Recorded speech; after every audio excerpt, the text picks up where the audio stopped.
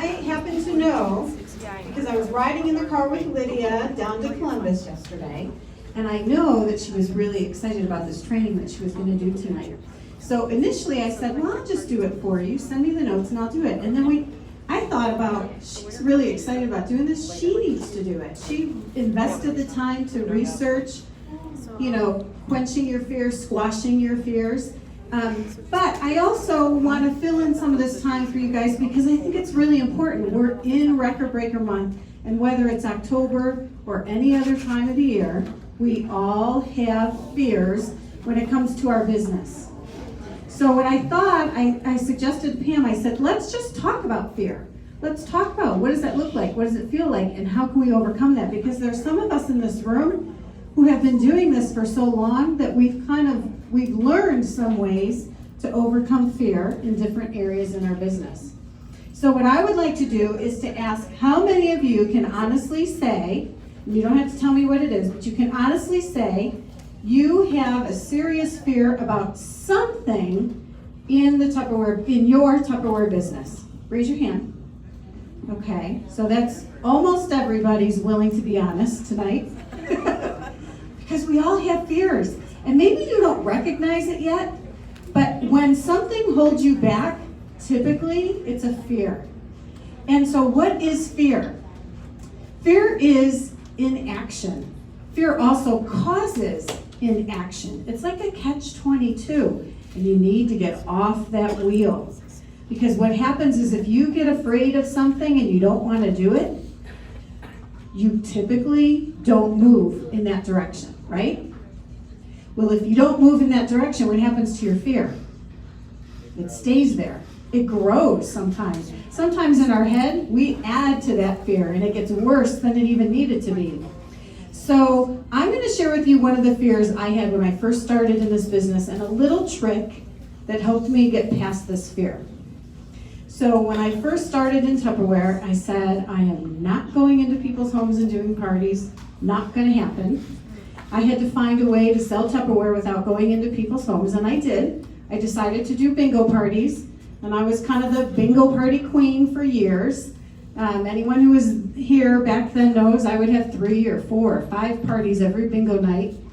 Part of the reason I didn't want to do home parties is because I really didn't want to get up in front of people and talk, which is really funny because if you guys heard about my why is really to educate. I love to educate people about brain health and different things that are really important to me. Well, you can't educate if you're not going to talk to people, right? So I had to get over that. I had to overcome that fear, which I did, clearly. But one of the things that held me back a lot when I decided to step out of the bingo party and move into the bigger realm of Tupperware, because I wanted to be a manager and I wanted to move up, and one of the things that really held me back that I feared so much was picking up the phone and calling people. Can anyone relate to that at all? And if you think about, I don't mind talking on the phone to people I like. But if it's someone I don't know, I would have this fear. And when I really started to dig into what is the fear about, the fear is, what if they ask me something I can't answer? What if they say no? What if they get upset with me? What if they don't like me? Ooh, that's a huge fear. I bet you a lot of people can relate to that. And you may not want to admit it, but a lot of people want to be liked. And there's this fear that someone's not going to like you. So for me, the way that I got over that, and this is my tip, if you have a hard time making phone calls, is to get your list in front of you, all the people that you have to call, and pick the ones that you care about the least when it comes to them telling you no. So I'm not going to say they care about the least, but you care about the least if they tell you no. So for me, I really wanted to do a lot of corporate selling. So I was calling on businesses, which was really scary for me.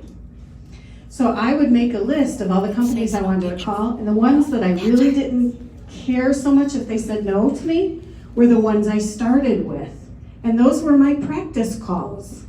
So I would suggest making that list and picking the ones that you're not so concerned about and using those as your practice calls. So that was one tip.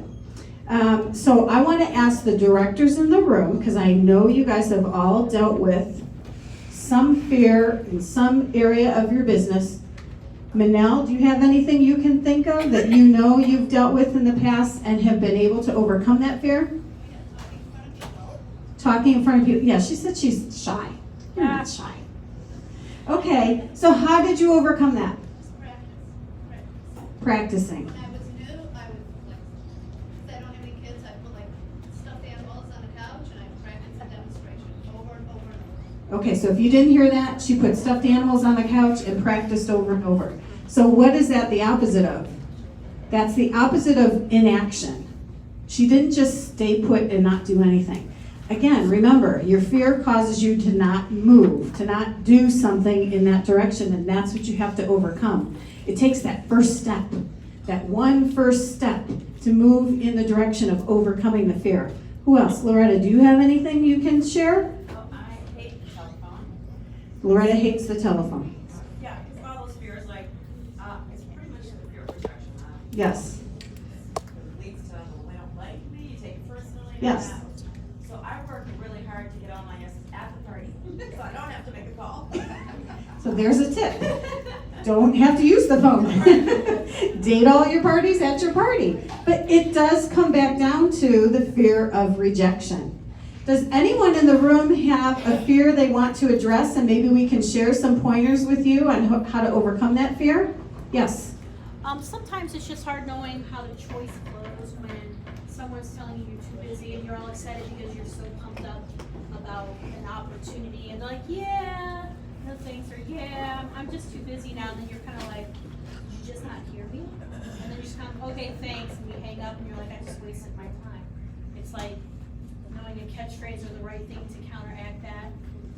So, but what is your fear? Where does fear come in play in that? It's just, that they think that I'm a little over enthusiastic with the word vomit. Okay. So if you dig deeper, is it fear of that they're not going to like you the way you want them to? I think it's just the fear of their inability to make a commitment when you know for a fact that they already know what they're going to be doing within the next couple of days. Yes. It's just they're lazy and they don't use their effective listening. And So it's frustrating as all get out. it is frustrating. And so when you have frustrating moments, that feeds into your fear, doesn't it? It does. It really feeds into it because you're up in your head.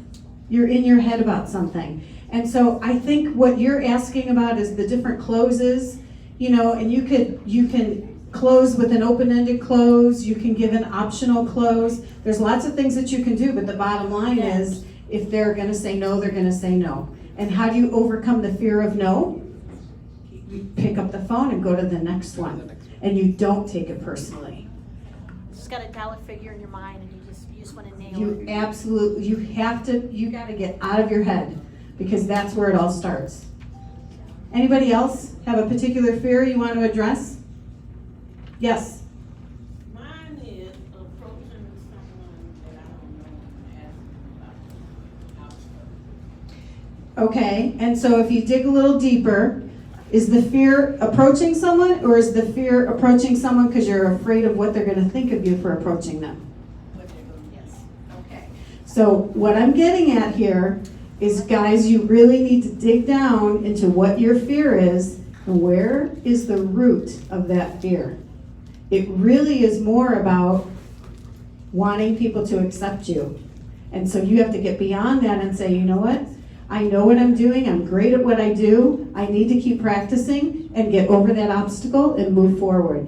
So next week, Lydia's going to teach us she's going to have some steps for us on how to do that. So I don't want to get into all of that.